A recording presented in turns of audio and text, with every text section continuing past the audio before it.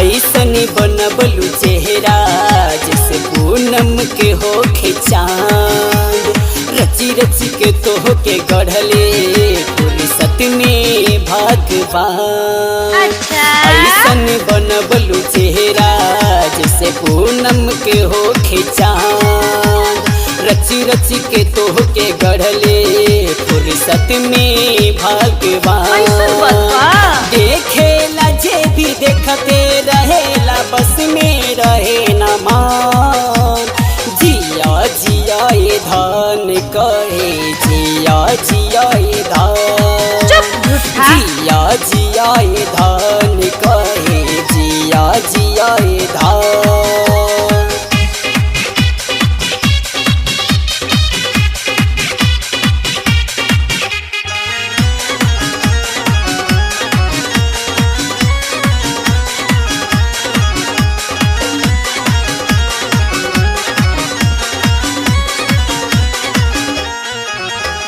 सर के लसर से तोहरा रहिया चले में ओढ़नी, खींचेला अपना ओरी सूरत बायत न मोहनी, सूरत बायत न मोहनी। सर के लसर से तोहरा रहिया चले में ओढ़नी, खींचेला अपना ओरी सूरत बायत न मोहनी।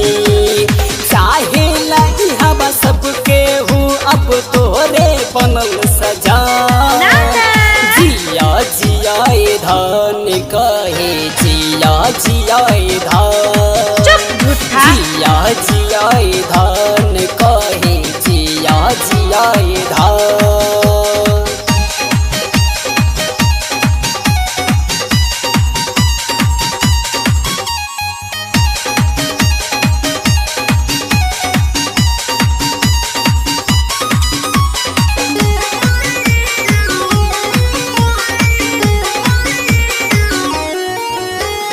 ओढ़नी के जैसे चाल बातें कज मुस्कान, अब जाके ना सूतिले नैना से चल बुना बान, नैना से चल बुना बान। ओढ़नी के जैसे चाल बातें कज मुस्कान, अब जाके ना सूतिले नैना से चल बुना बान।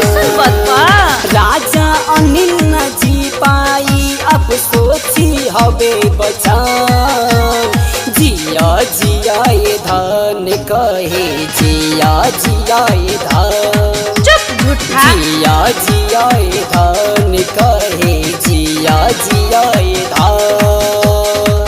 ऐसन बनबलू चेहरा जैसे पूनम के होखे चांद, रची रची के तोह के गढ़ले फुर्सत में भगवान।